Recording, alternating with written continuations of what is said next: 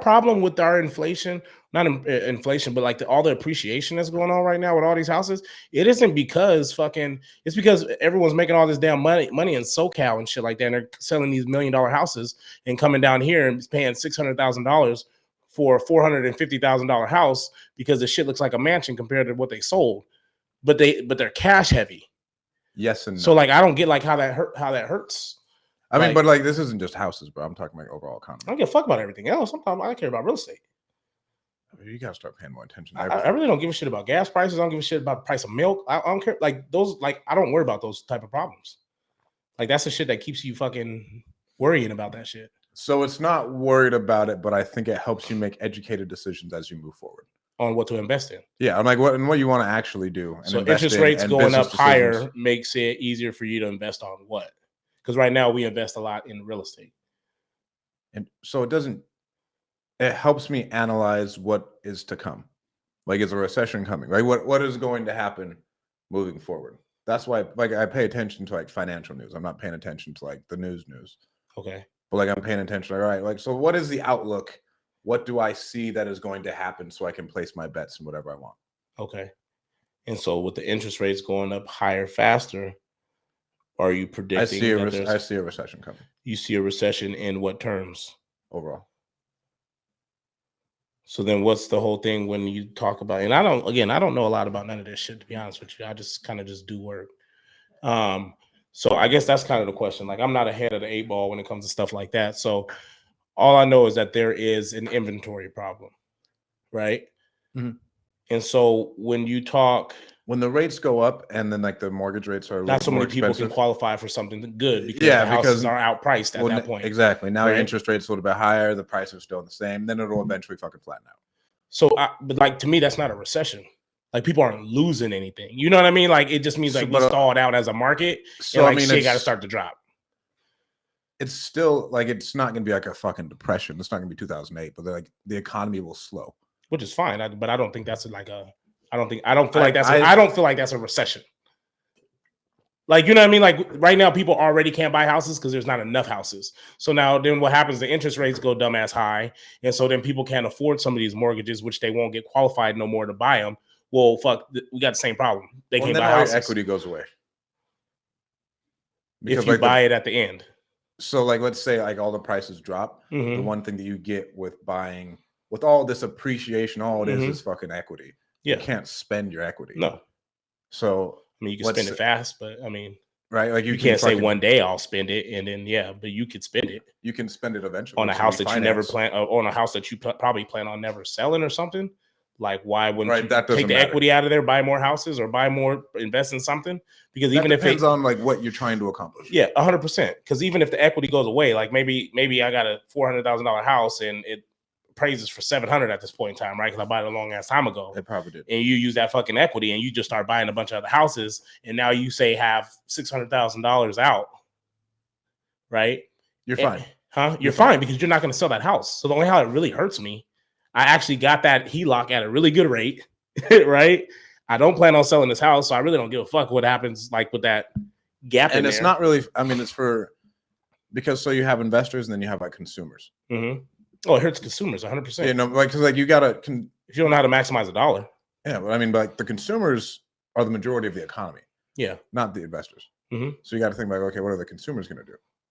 Like when something happens to the consumer and they pull back or they see one thing or another, they're going to go rent.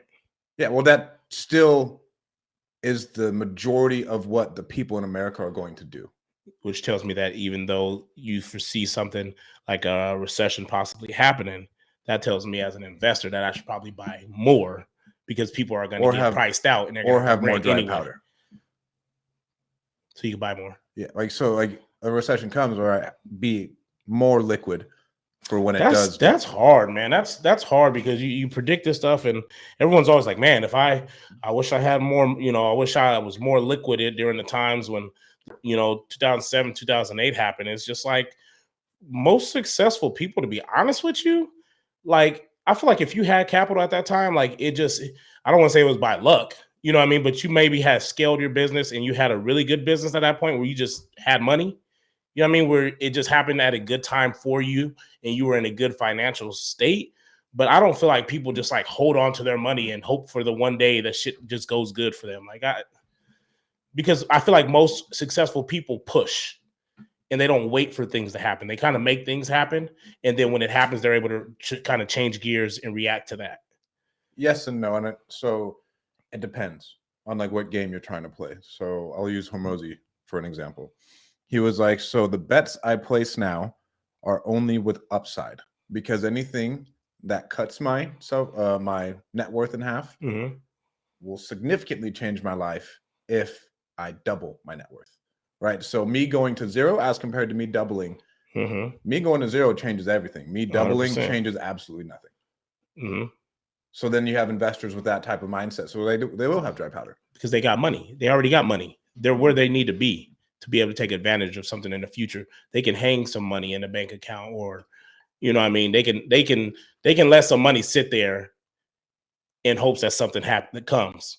But for the people that aren't there yet, who are still building, I don't think they should just sit on their hands, because, you know, interest rates never is going sit on up. your hands. But that's what I'm saying. Like, I feel like it's just, but you can it depends on where you are. I still feel like you can still be prepared. But I mean, like, at the same time, I'd tell most entrepreneurs, like Michael Zuber is not your guy, because Michael already has a 200-unit portfolio. Right. So it's like, yeah, I'm stacking up because I know I can double my 200-unit portfolio. Oh, for sure. He's waiting on it. Yeah. You know what I mean? But he's in that position. Exactly. He's there where he can sit on his hands like, I'm good either way. Yeah, exactly. I'm not good either way. So I just gotta go and just trust relationships and just trust the knowledge that I have now to get through whatever's to come.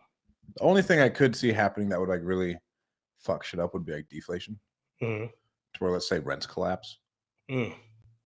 So now we got a bunch of alligator properties. Yeah, like and that happened somewhat in 2008, to where it fucked over a lot of people. And so, but that was with adjustable rate mortgages, right?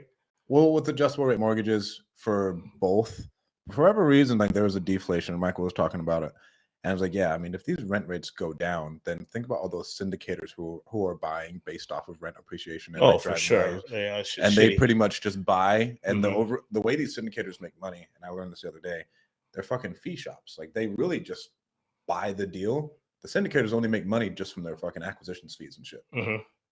Like, it's a basic ass, like, barely even a deal, if not a deal. Yeah. But as soon as anything changes, then that thing just fucking collapses. Because, like, let's say rents change, or like something stagnates, or anything happens, then you're shit out of luck. Because you're not operating at like, when you're buying at those low caps, like, it's not a lot of margin to deal with, unless you're buying like Grant Cardone properties, to where I do agree with him. Like, hey, bro, this is just an amazing asset. Like, we'll be fine.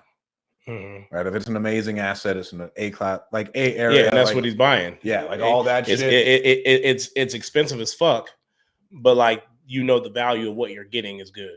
You know what I mean? Right, and it's like in the location to where, bro, the location's desirable. They're prime locations, yeah. You don't need to worry about that. But then, like, when you're buying like fucking B's and you're still buying them on a weird cap, that makes sense. Anything happens. Yeah, I'm so basic when it comes to like understanding the economic aspect of everything, and that's why I just surround myself with people who do know it, and I just follow suit for the most part.